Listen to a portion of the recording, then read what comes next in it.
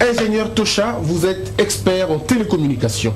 Vous nous faites l'honneur de revenir encore ici. Vous n'êtes pas politicien, vous êtes une élite, vous êtes un monsieur qui réfléchit sur la question de son pays. Tout le plaisir est pour moi, monsieur Christian Bossé. C'est un grand honneur. Alors, vous n'êtes pas seul, vous rencontrez, il est tout mignon, tout beau aujourd'hui. Lui, c'est Stern Barniakou. Stern, vous êtes le président national de la Ligue des jeunes du PDC, un parti proche à la majorité présidentielle. Exactement. Comment allez-vous? Je vais bien, merci. Après le passage de l'autre fois. Oui. Ouais. Alors, mesdames et messieurs, à la maison, la question que je vous pose, où vont les richesses de la RDC? Et c'est parti. Alors, mes invités, vous le savez déjà, donc ma part de vérité, c'est vrai que je vous ai déjà reçu, on n'a pas besoin de revenir sur la part de vérité, étant donné qu'on a déjà eu le temps d'en parler. C'est une émission affilée, nous poursuivons tout de suite dans le but. La fois passée, qui avait pris la main? Je crois que c'était... J'avais laissé la main la fois passée. Mais alors, vous prenez la main. Très bien, parce que vous prenez la main. Nous parlons des richesses. Ingénieur Tocha, les richesses de notre pays, où vont-elles? Le pétrole, mine, tout le reste, où vont-elles ces richesses? Monsieur Christian Bossembe, aujourd'hui je suis arrivé avec une nouvelle façon de dire les choses. Aujourd'hui je ne laisserai pas mon co-débatteur avancer dans ses inepties. Ah bon? Aujourd'hui je serai direct. Et moi, comme je suis toujours pragmatique, vous connaissez que moi je suis technicien, je suis électronicien, je vais aller directement avec des preuves. Allez-y. Je vais commencer pour dire ceci, monsieur Christian Bossembe. Vous comprenez, l'RDC, quand vous regardez le tableau Mendeleïev, qu'on a tous appris à l'école, nous avons des éléments, nous avons des minéraux. Je vous dis, tout ce qui se trouve dans le tableau Mendeleïev, nous en avons ici au Congo. Mais la question que je me suis toujours posée, comment se fait-il, comment cela est-il possible, nous qui avons tout, mais qui manquons aussi de tout? Vous comprenez? C'est la question qu'il faut se poser. Quand tu as parlé ici du pétrole, permets-moi de vous tutoyer, monsieur Christian. Vous êtes à l'aise, allez-y. Quand tu parlais du pétrole ici, comprenez, mon métier m'a donné quand même certaines opportunités de sillonner quand même l'RDC. J'ai été à Mwanda dernièrement. Mais je vous apprends qu'il y a une société nationale qui exploite le pétrole, qui s'appelle Perenco. Mais l'argent est où? Mais voilà. Mais quand vous suivez à l'Assemblée nationale, encore que ce n'est pas l'hémicycle, parce que beaucoup de gens appellent ça hémicycle. L'hémicycle veut dire démicycle. Parce que quand vous voyez ça, hémi, ça veut dire l'hémicycle. Ce n'est pas l'hémicycle. On appelle ça d'une manière abusive parce qu'en Europe, c'est hémicycle. Quand on expose le budget, nulle part c'est stipulé une rubrique de notre revenu pétrolier. Il n'y en a pas. Il n'y en a pas. Le pétrole est travaillé. Le pétrole est extrait, je vous dis, par Perenco. Mais l'argent de ce pétrole-là, nous savons où ça va. Mais ça va où l'argent du pétrole? Mais ça va dans le poche de quelques-uns. Vous comprenez? Vous parlez des gens qui gèrent le pouvoir. Mais moi et toi, nous ne pouvons pas aller voir le pétrole. Nous ne pouvons pas aller vendre le pétrole. Il y a des autorités de cette république qui vendent de cela et qui bénéficient, qui vivent de cela au détriment de moi et toi. Alors, vous avez dit la société se trouve où, la société? En Mwanda. Elle s'appelle Perenco. Comment expliquer cette juxtaposition de l'extrême richesse de ceux qui dirigent cette société et de l'extrême pauvreté de ceux qui vivent dans cette société-là? Nous sommes seulement en Mwanda, où il y a cette société, mais dont les gens vivent dans la précarité la plus extrême. Mais voilà, je vous ai dit, premièrement, il faut aussi questionner quels sont les genres de dirigeants que nous avons à la tête du pays. Vous comprenez? Vous savez, on n'apprend pas au sommet de l'État. On n'apprend pas au sommet de l'État. On n'a pas besoin de politiciens. Un politicien comme mon frère il est là. Un politicien, lui, son but, c'est d'arriver au pouvoir. Il peut utiliser tous les moyens possibles pourvu d'arriver au pouvoir. Mais moi, j'aimerais que nous ayons des hommes d'État. Un homme d'État, c'est quelqu'un qui pose des actes, même s'il n'est pas politicien, même s'il n'est pas aux affaires. Très bien. Je reviens à vous, ingénieur Tocha. On va donner la parole à votre co-débatteur. Alors, parce qu'on va poser la question à Stern Barniakou. Monsieur Stern, comment vous expliquez le fait que le pétrole à Mwanda n'arrive pas à ne serait-ce que bonifier la vie de ceux-là qui sont là, qui vivent dans une précarité terrible? Bon, écoutez, voilà, moi, personnellement, lorsqu'on parle de pétrole, je me mets vraiment dans ma peau, puisque je l'ai dit tantôt, que je suis moi-même licencié en gestion pétrolière. Oui. Donc le pétrole, c'est des études que j'ai fait. Alors lorsqu'on parle des sociétés pétrolières ici en République démocratique du Congo, moi je me perds. Des sociétés qui doivent étendre les populations, ainsi de suite. Mais qui vous dit que tout ce qui se fait aujourd'hui à Matadi, à Mwanda, les sociétés pétrolières qui sont sur place ne financent en rien? Ne financent en rien. Mais ça s'est traduit par la vie de tous les jours. Non, mais écoutez, Ces gens souffrent. écoutez, vous ne pouvez pas demander à une société pétrolière, à un individu qui crée sa société pétrolière, parce que lorsqu'il parle de Perenco, il faudrait savoir que Perenco n'est pas une société nationale d'abord à l'État congolais, non. Ce sont des multinationales, ce ne sont pas des gens qui sont... C'est des expatriés. Ils payent leurs taxes. Le pétrole appartient au Congo. Voilà, et ils payent ce qu'ils peuvent, puisque nous avons d'abord un partenariat 40-60, si vous ne le savez pas. Donc ça veut dire, en dehors des taxes, soit disons qu'on paye, l'État congolais reçoit ce qu'elle reçoit. Donc vous ne pouvez pas... Mais nous devons savoir où vont ces argents-là. Nous devons savoir. Perenco de venir simplement améliorer la vie. Là, je veux vraiment être diamétralement opposé. Ça se passe comme ça. Ce sont des conditions sine qua non qui se posent. Non, non. Lorsque vous exploitez, les autochtones doivent bénéficier. On doit créer des écoles, on doit travailler les routes, on doit faire des hôpitaux. Ça se passe comme ça. Même à l'Équateur, quand on exploite le bois, ce sont des conditions qu'on pose. Ce sont des contrats. Ça ne se fait pas partout. C'est un contrat. Ça veut dire que je viens voir M. Toja, j'ai dit voilà M. Toja, venez construire chez moi, là, chez moi. Vous allez en deçà de construire et de tirer voilà, comment je peux dire, vous venez tirer des minéraux chez moi, en deçà de tirer des minéraux, construisez. Mais ça quand se passe comme ça. Voilà, quand je vous dis venez ici, nous faisons un partenariat, vous amenez le matériel, vous amenez ce que vous amenez, on fait du 50-50, on fait ou bien du 60-40, après ce n'est plus de ma responsabilité de commencer à vous construire des routes ou bien puisque vous avez un... Êtes-vous en train de dire que ces sociétés payent, mais que au niveau du pouvoir, on n'arrive pas à matérialiser ces choses? Le problème de dire qu'au niveau de l'État, on n'arrive pas à matérialiser les choses, c'est là où je voulais atterrir. Écoutez, il dit que le budget de l'État congolais, on ne mentionne pas... On ne mentionne pas la Perenco. Écoutez, on ne mentionne pas. Attends, comment voulez-vous qu'on ne mentionne pas la Perenco, puisque la Perenco est une société incluse dans toutes les autres sociétés pétrolières? Dites-moi, comme quoi encore? Quelle société que vous connaissez qui existe en RDC, qui fait le pétrole? Non, comme quoi? Attendez. Comme quoi? Qui travaille le pétrole? Comme quoi? Là, nous avons un seul angle, c'est le pétrole. On ne parle pas encore du diamant, on ne parle pas encore des autres minéraux. On est encore au niveau du pétrole. Si déjà ça commence à poser un problème, je me pose la question. Ça pose un problème, mais ça ne pose pas de problème. Ça pose un problème, un sérieux problème. Nous ne sommes pas obligés d'avoir 10 000 sociétés qui extraient le pétrole. Parce que le pétrole se retrouve dans quelle localité en République démocratique du Congo? Nous sommes partout. Quelqu'un a dit, on a le pétrole partout. Au Bas-Congo. Vous savez, pour faire une introspection, pour découvrir le pétrole, combien ça coûte? Et jamais, cette substance n'est jamais une matière sûre dans un endroit. Personne ne peut vous dire que ici il y a du pétrole et c'est chaud sûr. Non.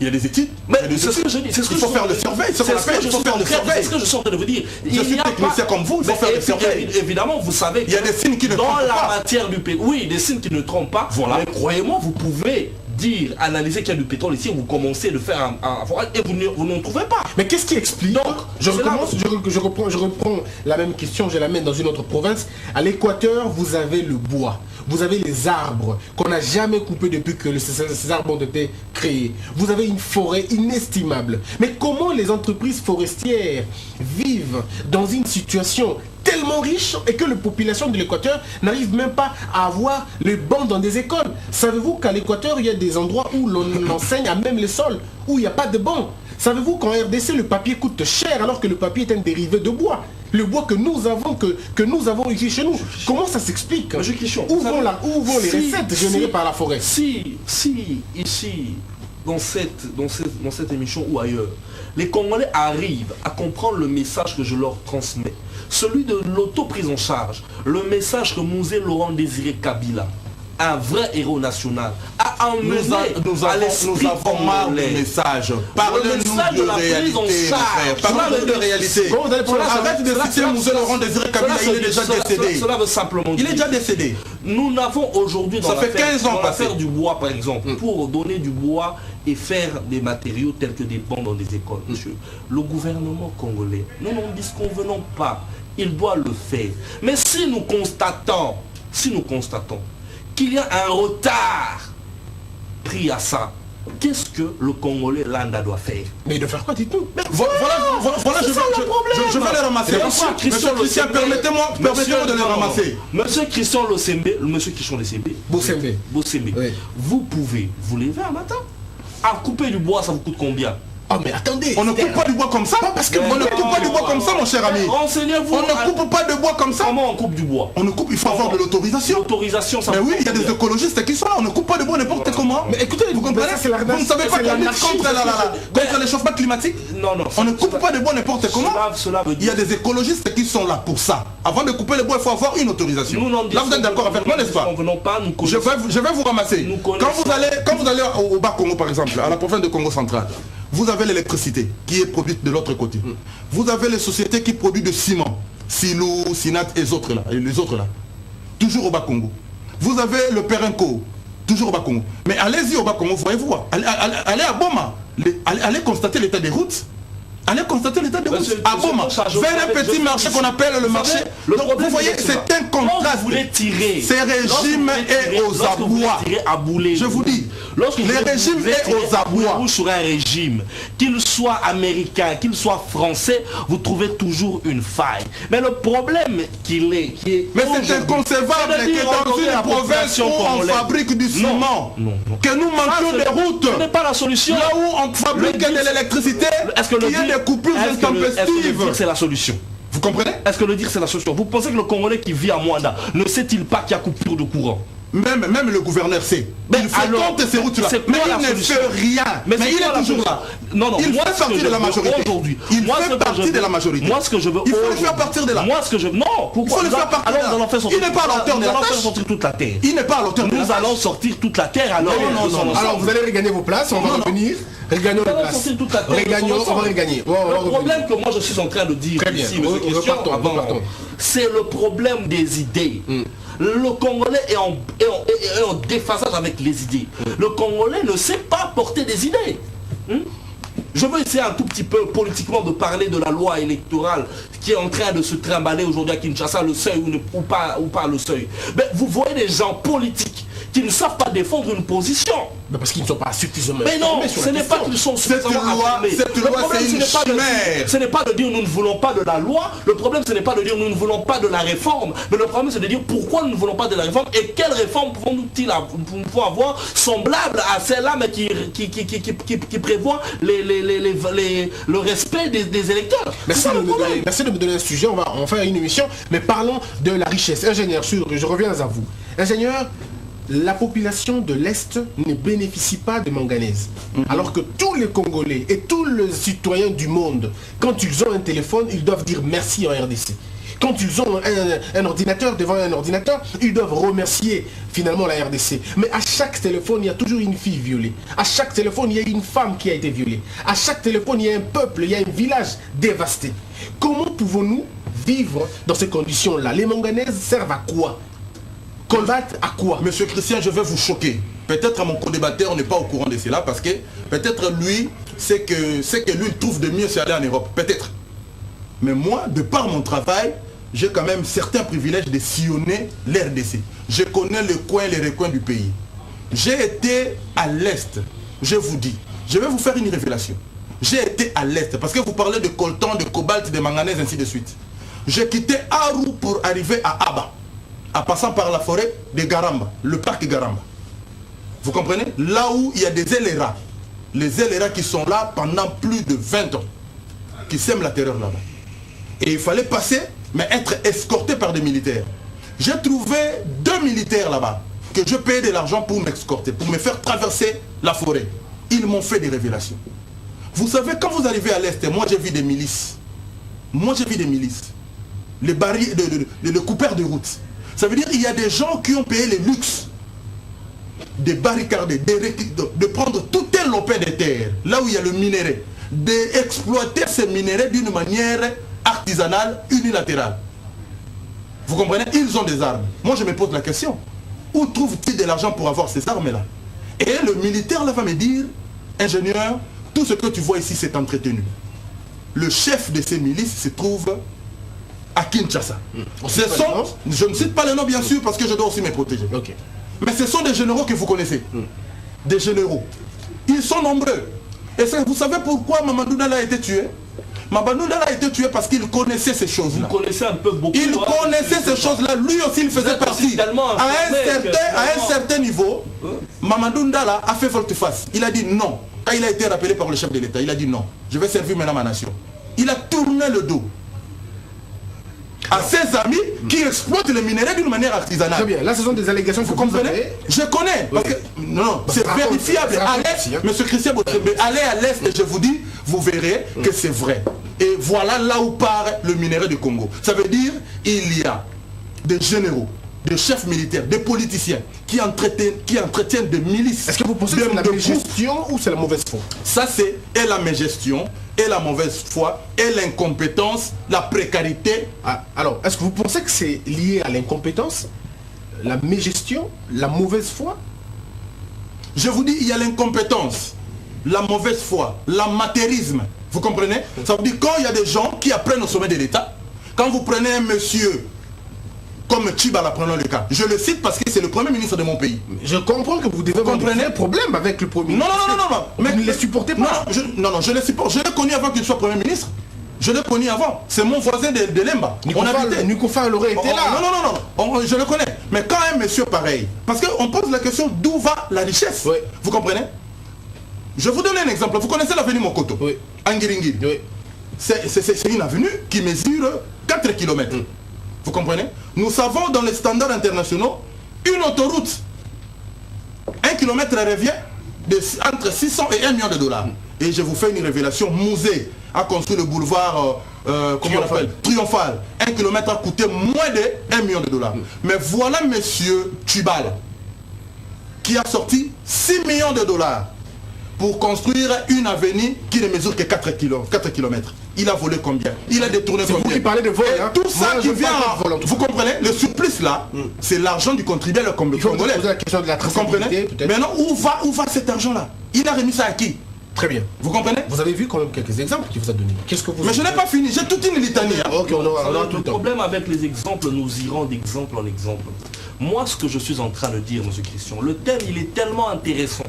On se demande où va l'argent, pour le paraphraser comme ça, pour le conclure, l'argent du peuple congolais. Mais moi, ce que j'aimerais retroquer, c'est qu'est-ce qu'on fait lorsqu'on constate que l'argent disparaît. Qu'est-ce qu'on fait? Vous n'allez pas nous dire ici ce qu'on sait déjà, que ce sont des milices armées qui prennent de l'argent, font monter une histoire, Mamadou. Je n'ai pas monté, c'est vrai. Raconter que c'est des généraux. Il a été tué par le sien. Le problème, il n'est pas là. Ça veut dire ce que vous pensez, c'est ce que le Congolais de la rue pense. Non. Mais ce que le Congolais de la rue ne sait pas, je suis une élite, c'est la solution. Ce que le Congolais de la rue n'a pas, c'est la solution. Et je pense que lorsque nous portons à la télévision, lorsque nous nous portons comme étant acteurs politiques, vous vous êtes dit indépendant, technicien, mais écoutez, il faut apporter une solution. Nous ne venons pas simplement ici crier sur les problèmes. On commence par dénoncer d'abord. Voilà. On commence par dénoncer les solutions lorsque le sujet nous a été donné, que nous puissions apporter des solutions. Oui, mais où vont Je reviens à vous, M. Stern. Est-ce que vous savez que le Congolais mange le pain qui lui est produit par un expatrié? Le pain que nous mangeons à grande échelle, c'est un expatrié qui nous le vend. Donc le jour où l'expatrié est fâché, il part et nous ne mangeons pas ce pain. Nous tombons dans une pénurie. Parce que nous n'avons pas, nous, des usines de pain. Savez-vous que toutes les grandes alimentations que nous avons ici sont des blancs? Ce qui fait que le jour où on n'a pas d'aliments, le jour où ces gens partent, ou le jour où ils ont un problème, nous on est foutus. On a eu une entreprise congolaise, une grande alimentation congolaise, mais qui est tellement foudroyée par des taxes et des impôts, elle menace de partir. Elle est sur le boulevard, suivez mon regard. Est-ce que vous imaginez que nous pouvons construire un pays sur base de la de la précarité de cette façon-là et des injustices sociales, comme on le dit? Une classe qui vit en grande bourgeoisie et une autre classe qui vit dans la pourriture la plus extrême. Vous savez, M. Christian, je veux un peu nous ramener à un moment donné. Lorsque, ici, toujours en République démocratique du Congo, il y a un président qui a eu le souci d'apporter quelque chose, la zaïrisation. Il a arraché les choses aux soi-disant expatriés pour les remettre aux Congolais, sans pour autant dire aux Congolais le mot le fonctionnement de ces sociétés. Qu'est-ce qui s'est passé? Il a péché en tout cas. La zaïrianisation nous a amenés dans une situation très difficile. On a piqué vers le bas. Ouais. Aujourd'hui, le débat est encore retourné. De dire que non, c'est les expatriés Qui s'enrichissent. qui s'enrichissent, plus les Congolais, pendant que nous sommes déjà passés par là où les expatriés ont laissé place aux Congolais, on a vu la suite. Mais pourquoi pas, à partir de là, à partir de cette erreur-là, comprendre que le Congolais a besoin d'apprendre à nouveau. Le Congolais a besoin de s'armer, de se prendre en charge. Vous savez, lorsque Mouzé Laurent Désiré Kabila parle de se prendre en charge, je ne sais pas comment les gens interprètent ce bout de phrase-là. Se prendre en charge. Il faudrait le comprendre, il faudrait le matérialiser. Il faudrait dire aux Congolais, mais voilà, écoutez, il y a une fuite d'argent, certes, mais pas simplement au niveau du coltan, pas simplement au niveau du cobalt, pas simplement au niveau des hydrocarbures. Vous savez que même à des niveaux plus inférieurs que ça, peut-être que même aujourd'hui ici sur RTGA, il y a des fuites d'argent. Par des individus qui se voient même des fois d'être... Je vous donne un autre exemple, M. Stern, toujours avant de répondre à M. Toucha. Savez-vous que la TVA, l'État congolais a, depuis que la TVA a été installée, nous pouvons avoir plus de 7 milliards de dollars. Plus de 7 milliards de dollars, parce qu'à 2 semaines seulement, on avait 2 milliards de francs congolais. À 2 semaines. Monsieur Matata l'a dit. Donc aujourd'hui, on peut être dans les 7 milliards, c'est même un peu plus. Mais cet argent sert à quoi? La question qu'on devait encore se poser, c'est la question de savoir l'argent de plaques d'immatriculation. Sert à quoi cet argent-là? L'argent des vignettes qu'on ramasse, même au niveau des grands marchés, l'argent des quittances qu'on fait, mais le marché est toujours sale. La voirie, il n'est pas toujours propre. Par contre, nous payons de l'argent pour ça. Vous avez de l'argent de passeport. Ça fait quoi? Ça va où cet argent? C'est la question qu'on devait se poser. L'argent des amendes transactionnelles que les sous-siats et les parquets enregistrent, cet argent va où? Écoutez, je comprends la quintessence de votre question. Mais le problème, il est que moi, vous, M. Toucha, nous ne savons pas où cet argent va. Moi, je sais. Ce que nous... Moi, je sais. Nous allons aller... Moi, j'ai la réponse. Moi, j'ai la réponse. Je sais où va cet argent-là. Nous allons aller dans des allégations. Non, ce ne sont pas des allégations. Moi, je suis pragmatique. Des allégations. Moi, je suis pragmatique. C'est pas une émission pédagogique ici. Non, vous comprenez? C'est pas une émission pédagogique. Nous sommes là pour montrer, lorsque nous allons demander où exhiber va l'argent des passeports, d'office vous me direz... Non. Un exemple. Vous savez, M. Christian Bossembé, vous direz, monsieur... Il y a certains secteurs... Où l'argent Il y a certains secteurs générateurs de recettes dans cette République qu'on ne touche pas. Comme quoi? Comme ce dont vous venez de citer. L'argent des passeports, plaque d'immatriculation. Vous comprenez? Le pétrole, biométrique. Le passeport biométrique. Je vais encore... Le permis de conduire. Le permis de conduire. Je vais encore enrichir. Vous savez que lorsque nous faisons des appels téléphoniques... Ça, vous l'avez dit la fois passée. Je l'ai dit la fois passée. Ouais. Mais pour renchérir, ça veut dire que l'État congolais perçoit une taxe sur un appel. Chaque appel que nous effectuons. Mais cet argent-là n'est pas payé à l'OCPT, qui est l'autorité du titel, qui doit gérer ça. On a déporté cet argent-là vers la présidence. Je me pose encore la question. C'est qu'à la présidence, il y a encore un sous-ministère de finances, passez-moi le terme. Pourquoi on va payer cela à la présidence au lieu de payer cela à l'ECPT dans des endroits prévus pour ça? Nous aurons trouvé... Vous comprenez, c'est le détournement, mon cher ami. Vous devez partir. Qui devez partir? Qui doit partir? Eux de la majorité. Vous devez partir et laisser ce pays entre les mains des élites, de gens comme nous qui avons la conscience pour conduire les affaires de l'État. Merci d'avoir ramené le débat. Merci d'avoir ramené le débat. Ah, il faut partir. C'est ça le problème en République du Congo. Quand on n'est pas en terre, on part. Il faut partir. Mais pour partir, il faudrait nous enlever et nous enlever. Nous allons vous chasser. Attendez. Aujourd'hui, je constate que Tosha est revenu à l'attaque. Il est entré 3 fois sur votre carré et vous avez du mal à sortir de votre carré aujourd'hui. Le problème, il est celui-là. C'est parce que j'ai l'impression que nous sommes en rang. Non, mais il cherche des arguments. Nous sommes en train de tourner en rang. Oui. On ne tourne pas. Nous ne disons pas à la population congolaise ce dont elle a besoin. Mais dites-nous ce dont elle a besoin. Mais voilà, la population congolaise a besoin des solutions. Okay. Elle a besoin qu'on relève des pistes de sortie pour elle. Et c'est ce que le président de la République est en train de faire. Et cela dans tous les domaines. Pas seulement dans le domaine de l'argent qui disparaît, mais même dans le domaine social. Le social des Congolais, le président de la République, il est en train de porter son œil dessus parce que tous les gouvernements qui sont passés, le gouvernement Sami Badibanga, le gouvernement Tibala aujourd'hui, le chef de l'État a mis l'accent sur le social. Et en sommes-nous? Ben non, le problème, voilà, c'est ça le problème. Où en sommes-nous? Le problème n'est pas de où en sommes-nous. Vous n'avez pas encore transpiré, mon frère. Le problème, vous allez transpirer. Le problème, c'est la salle. Non, pourquoi moi je ne transpire pas? Pourquoi moi je ne transpire pas? Le problème n'est pas de où allons-nous. Vous cherchez les arguments. Le problème n'est pas de où allons-nous. Le problème, il est, est-ce que les bases ont été placées? Non mais Stern, est-ce que les bases ont été placées? Ben oui, est-ce que les bases pour cesser la fraude, pour cesser le flux d'argent ont été placées?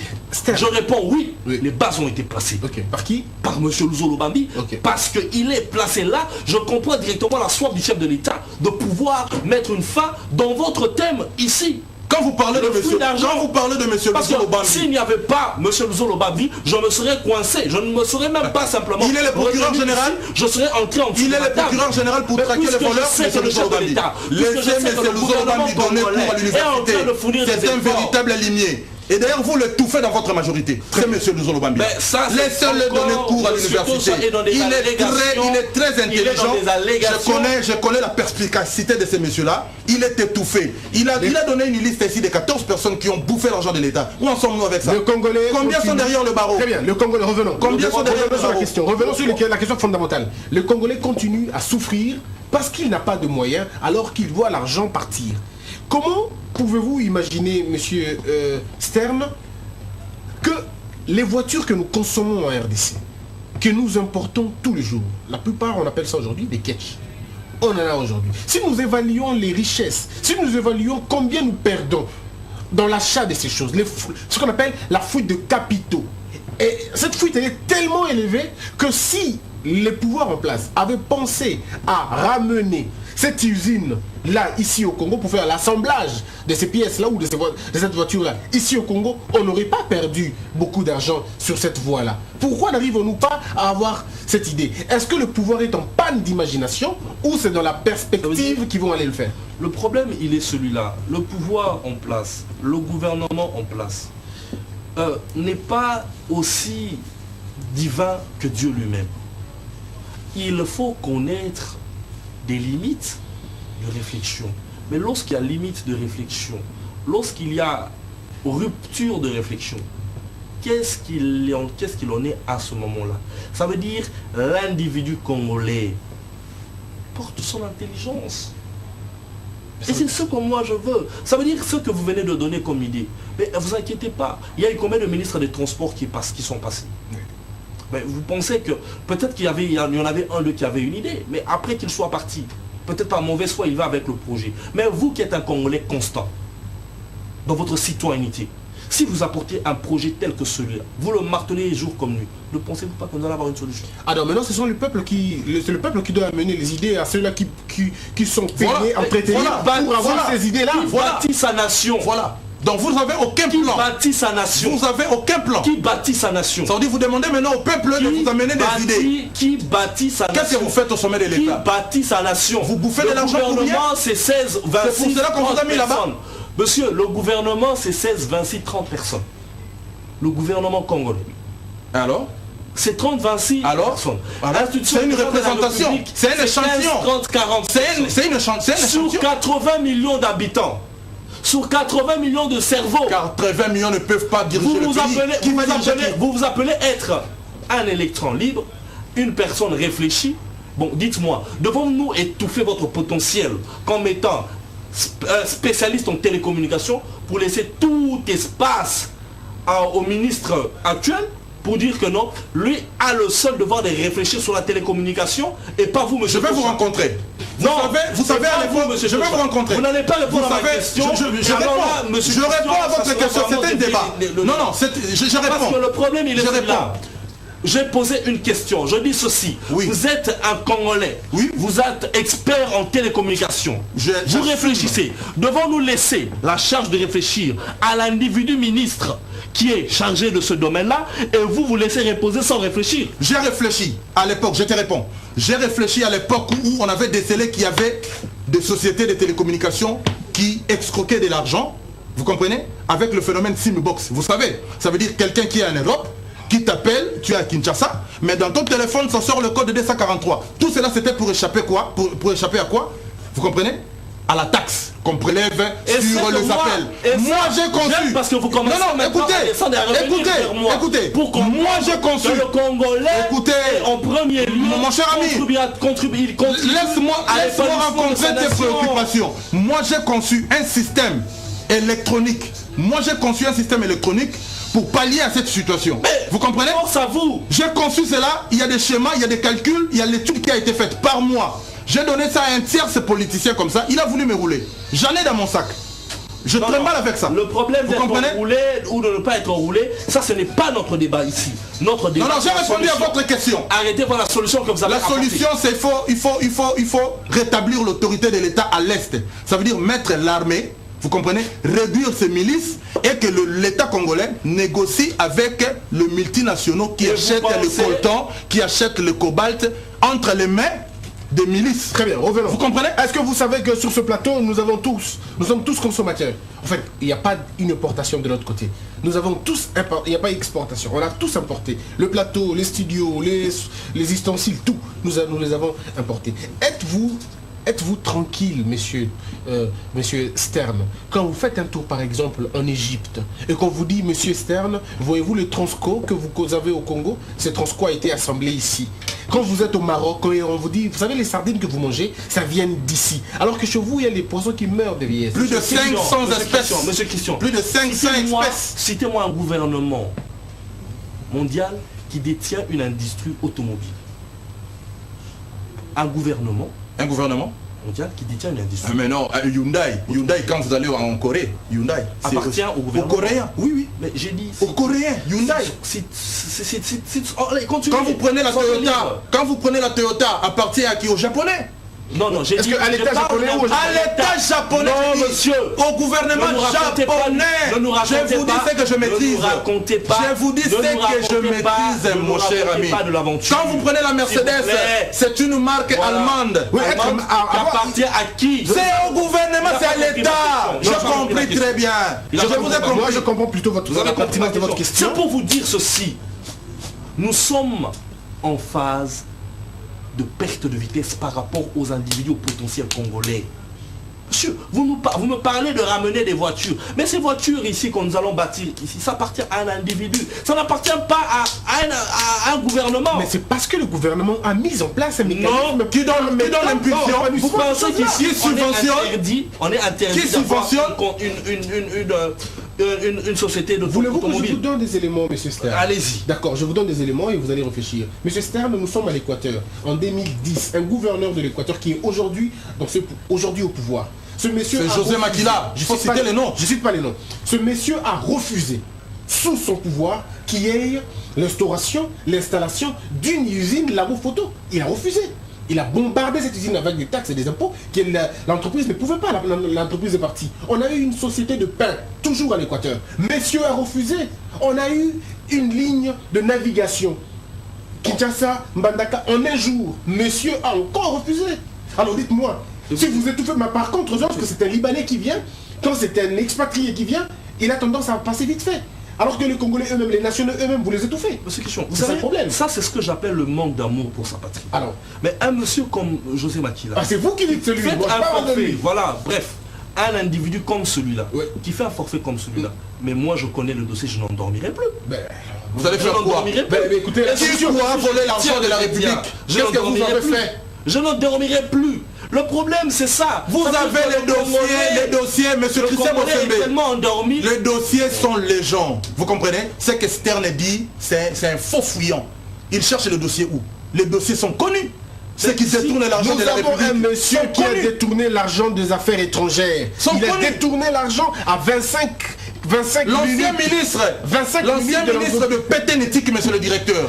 Mais c'est Kinke Moulumba. Il a détourné l'argent de la fibre optique des Eiffage. Moi j'ai fait l'acceptance. Laissez-moi vous rencontrer. Il est où? Le problème avec toutes ces accusations... Qu'il vienne me chercher. J'ai des preuves. C'est moi qui ai fait l'acceptance de cette ligne. Moi. Portez plainte.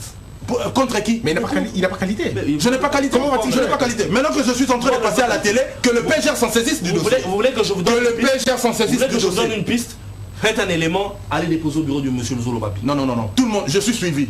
L'RTGA, c'est la télé qui est suivie mondialement, mon cher ami. Ce sont des paroles. comprenez? Ce sont des paroles. Vous comprenez? Faites un dossier, allez déposer. Le dossier est connu de tout le monde. Allez Très bien. déposer. J'ai de preuves Alors, avec moi. parlons-en maintenant, donnons cette fois-ci des pistes de solutions. Parce qu'on a parlé de ce sujet, ça fait 2 fois. Revenons sur la question. Comment faire? Je reformule la question. Je touche, ça va dire qu'il faut des parties. Bon, d'accord, je reformule la question. Comment faire pour faire profiter au peuple congolais de ses richesses? Voilà. Moi, j'aimerais m'associer dans des débats tels que ceux-là. Bon, d'accord, allons-y. Voyez-vous, parce que j'estime ceci. Nous sommes dans un domaine, peut-être je prends le bois. Comment est-ce que le bois congolais peut à nouveau profiter Au Congolais. aux Congolais? Mais c'est ça les questions. Bah, d'accord. C'est ça les solutions. D'accord, allez-y. Qu'il faudrait. Ah ben, écoutez, permettre déjà, instaurer déjà un système à ce qu'un Congolais X puisse être en possibilité d'arracher ce bois pour lui, pour sa communauté. Mais vous savez ce qui se passe dans cette affaire? C'est que vous avez des Congolais qui ont de bois, c'est vrai. Il y a beaucoup de Congolais qui ont de bois, qui ont la possibilité, ils ont le permis d'exploitation. Mais le problème, c'est qu'ils ne font pas face à la concurrence. Parce que la concurrence, elle est Comment vous devenue... allez faire face à la concurrence quand vous êtes déjà d'emblée battu par des telles accusations où il faudrait faire croire aux Congolais que le problème se trouve au sommet, le sommet doit partir pour que aujourd'hui vous soyez... Non, moi je crois qu'il faudrait réveiller le Congolais. Mais je sais, vous savez que le lait, en fait, ça on avait parlé de ça la fois passée. Est-ce que vous savez que certaines choses qui entrent en République démocratique du Congo ne devaient pas entrer au pays? C'est parce que... Je citerai, il y a une boisson que vous connaissez, que ici elle a une couleur jaune. Je ne cite pas les noms de cet objet, mais c'est impropre à la consommation. On ne peut pas consommer. L'OCC. Ah ben écoutez, Voilà, l'OCC. vous avez des chinchards qui entrent ici, périmés déjà pour la plupart des cas. L'OCC. Ben Laurent Désiré Kabila a voulu fermer ces choses, mais vous avez vu les répercussions. Non, écoutez, monsieur Christian, de vouloir avoir voulu fermer, et au jour d'aujourd'hui, nous sommes loin. Il faudrait des pistes plus claires. Mais... Moi, j'aurais voulu un débat où nous parlons des différences de l'OCC. Parce que vous savez, merci pour la notation. deux fois, ces personnes, ils sont là, mais ne savent pas comment s'y prendre. Parce que comme j'ai dit, c'est pas 2 personnes ou 80 personnes ou 80 millions de personnes qui vont réfléchir mieux que tous. Voyez-vous, il y a dans la foule des personnes qui savent aussi sortir des pistes de solution. Il y a des experts, il y a des gens, des érudits dans la matière, qui peuvent donner une piste de solution qui peut amener... Sont-ils écoutés ces gens? Créer l'espace, c'est vous. Non mais écoutez Esther, nous sommes dans une université. Prenons l'université de Kinshasa, je reviens à vous. L'université de Kinshasa, vous avez des étudiants qui ont fait, ils ont suivi des filières. D'accord? En droit, en pédagogie, je ne sais pas moi comment. Mais ils font des TFC. Ça veut dire quoi un TFC ou un mémoire? C'est un travail de recherche qu'ils ont fait. Mais est-ce que l'État prend même la peine d'aller lire ces histoires-là? Est-ce que l'État prend la peine de lire ces choses-là? Est-ce que le ministère, par exemple, de l'enseignement, va-t-il au niveau de l'UPN, où l'on forme les pédagogues, où on forme à l'ISP, pour lire exactement les recommandations de ces gens? L'État congolais ne lit pas, l'État congolais ne fait pas beaucoup de recherche. J'ai fait mon mémoire sur l'audit pétrolière. J'ai relevé là plus de 15 cas, plus de 15 manières de gérer, de faire une audit pétrolière en République démocratique du Congo. Et je crois que dans ce cas d'espèce, comme vous dites, il faudrait maintenant... Vous en faites déjà une bagarre. Est-ce qu'on vous a écouté? Qu'est-ce que vous en avez fait? Le problème, il est celui-là. Comme je dis, l'individu, vous savez qu'un ministre n'est pas épargné d'être un individu. Mais justement, mais alors, c'est lui, il est payé pour ça, mon frère. C'est ce que je suis en train de dire. Ouais. Il faudrait pas venir ici. Moi, ce que je crie, c'est venir à la télé pour dire partez. Parce que celui qui va entrer, pensez-vous qu'il est mieux que celui qui est parti? Une question que combien sont partis et combien sont entrés? Très bien. Une question que je pose à M. Toucha. M. Toucha, je reviens à vous. Regardez. Vous avez vu, nous sommes tous témoins de la précarité de la vie des Congolais. Mais nous sommes tous témoins aussi de la richesse illicite d'un groupe d'individus. Mais pourquoi nous ne dénonçons pas? Pourquoi nous ne nous constituons pas en groupe de pression pour dire assez? Pourquoi, par exemple, ceux qui habitent Loufou, ceux qui habitent ceux qui habitent le même coin où la société pétrolière a été érigée, pourquoi ces jeunes gens ne se réveillent pas un matin et disent à ces gens-là, si vous n'arrivez pas à faire quelque chose ici, si vous n'arrivez pas à réaliser le problème ici, il n'y aura pas d'exploitation? vous n'allez pas le faire. Nous allons dormir chez vous, on n'ira pas. Est-ce qu'on ne partirait pas de là pour changer les choses? Monsieur Christian, vous vivez ici avec moi au Congo. Oui. Est-ce que vous savez que le droit de manifester est garanti par la Constitution? Oui. Est-ce que qui peut manifester ici en RDC? Qui? Il a fallu avoir une marche l'autre fois qui a été réprimée par l'armée. Vous comprenez? Quelle marche qui a été réprimée par l'armée? Qui a été réprimée par l'armée? Quelle marche? Quelle marche? La police, pas l'armée. Non, moi j'ai vu des militaires la nuit, la veille. Mais quelle marche? Le mercredi la nuit, moi j'ai vu le militaire en train de ramasser les gens à Lemba la nuit. Mais comment vous allez changer ces choses? Vous comprenez? Vous aurez peur. Les loups ne s'entre-dévorent pas. Il ne faut pas vous fatiguer. Il ne faut pas vous fatiguer. Les solutions sont sur 4 volets. Le premier volet, c'est pédagogique. Parce que M. Stern pense que moi je ne suis là que pour dénoncer. Je suis un expert de télécommunications. Vous comprenez? Je dénonce pour que la population en soucie quelque chose. Parce que la question nous a été posée. Où vont les richesses du Congo? Formuler maintenant la voilà. Comment faire pour faire profiter à ces peuples? Mais c'est ça que j'ai dit. Sa richesse. Quand je prends d'abord, vous savez ce qu'on dit, la justice élève une nation. Vous comprenez? La justice distributive. Voilà, la justice élève une nation. Il y a des gens qui volent. L'impunité est là. Il ne va pas me contredire. Tout le monde sait qu'il y a l'impunité. Même le chef de l'État sait qu'il y a des gens qui volent. Il y a des gens qui détournent de l'argent. Ils sont connus, mais ils ne sont pas punis. Si nous continuons dans cette lancée, cette république ne se relèvera jamais. Il faut commencer d'abord par punir. Vous comprenez? Sanctionner. Sanctionner. J'ai cité, monsieur, l'ancien ministre de Pétentique. Vous comprenez? Je ne vais pas mettre l'eau dans mon vin. Monsieur Kinke Moulumba, c'est énervant, je te dis. Vous en avez de preuves? J'ai de preuves, c'est moi qui ai fait l'acceptance de la deuxième phase. Déposez-les. La fibre optique Kinshasa Sakania. Il a amassé de l'argent là-dessus. Vous comprenez? Il n'a rien foutu. La première phase, d'ailleurs, c'est une société que je ne vais pas citer le nom, qui veut recommencer la première phase de la fibre optique. Parce que tout ce qui a été fait n'a pas été bien fait. Mais l'argent a été sorti, l'argent a été déversé. Vous étiez là, vous dites. Vous comprenez? J'ai fait l'acceptance. Vous étiez là. Non. Moi je suis venu, moi on m'a appelé comme expert de télécommunications. Moi je suis venu, on m'a appelé pour venir contrôler, pour signer l'acceptance. Pour dire est-ce que le travail a été fait ou pas. Vous comprenez? C'est ça. La deuxième possibilité, c'est quoi? Je ne crois pas. Quand nous prenons pour faire participer, pour faire donner, disons, pour donner la richesse aux Congolais, on va terminer par là. Ça veut dire quoi? Prenons le secteur des télécommunications par exemple. Les gens pensent que l'argent c'est seulement dans le mine. Quand je dis que ces gens ici ne réfléchissent pas, ces gens qui? Les gens de la majorité, ils ne sont là que pour l'argent. Tout ce qui les importe, c'est l'argent. Avoir l'argent, rouler carrosse, acheter des belles jeeps, se marier du jour au lendemain, se taper de belles maisons, c'est tout. Ils ne réfléchissent pas. Est-ce que vous savez qu'avec 25 millions de dollars, on peut commencer déjà à mettre sur pied une société de télécommunications? Nous avons beaucoup de sources de revenus. Oui, mais... Vous comprenez? Je vous dis qu'il y a une société, la moindre qui existe, a commencé à partir de 10 millions de dollars. La moindre, je ne peux pas citer le nom parce que je serai taxé ici. Vous comprenez? À partir de 10 millions. Mais prenez maintenant, aujourd'hui, la société qui a fusionné, les deux sociétés de télécommunications, il a maintenant 13 millions d'abonnés.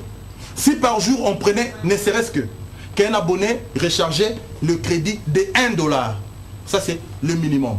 Ça veut dire par jour, il réalise 13 millions de dollars. Vous comprenez? Quand vous prenez 13 millions multiplié par 30, multiplié par 12, quel chiffre d'affaires? Vous comprenez? Ça veut dire tout ça. Avez-vous déjà fait un projet pour présenter? Ils ne m'ont pas cherché. Ils ne m'ont pas cherché. J'ai des projets sur ça. Je vous dis, ce ne sont pas les projets qui manquent dans vos tiroirs. Ce ne sont pas des projets qui manquent dans vos tiroirs. C'est la matérialisation de ces projets. La traduction en acte de ces projets.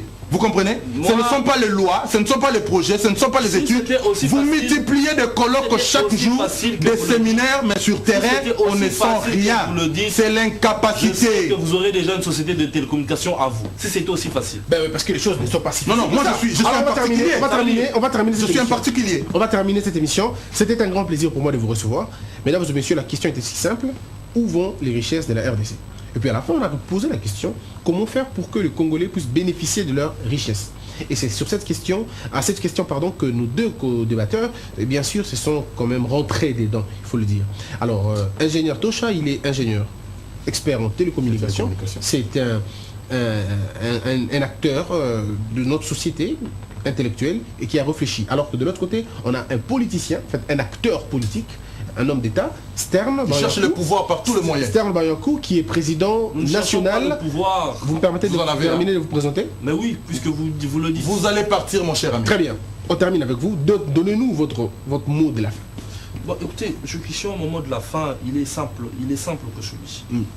Il faudrait aujourd'hui apporter à la population congolaise des idées novatrices. Et cette idée novatrice, moi je la cible simplement en disant aux Congolais, tu es capable de faire quelque chose. Vous savez, un monsieur comme Barack Obama, lorsqu'il fait sa campagne, il se base sur un thème, oui on peut. Il y a ce week-end. Voilà. Et puis quand il a fini, il a dit oui, nous l'avons fait. Voilà. Très bien. Il n'a pas dit je l'ai fait, puisque c'était lui qui était candidat président de la République. Très bien. Alors vous allez vous serrer la main, on va terminer l'émission en beauté. Serrez-vous la main quand même, hein, vous n'êtes pas des ennemis. Moi c'est un grand plaisir pour moi. Je l'aime beaucoup, mais mon souhait est que vous vous rangez derrière la population. Arrêtez, mesdames et messieurs, arrêtez de bouffer l'argent de la République. Vous êtes le prochain invité. La population congolaise a cherché. Vous êtes le prochain invité. Si vous estimez que le sujet est bon, si vous estimez que le plateau il est bon, ou si vous estimez que l'émission elle est très bonne, mesdames et messieurs, vous êtes notre prochain invité. Votre sujet, notre plateau, pour le bien de tous les téléspectateurs. Merci à toute l'équipe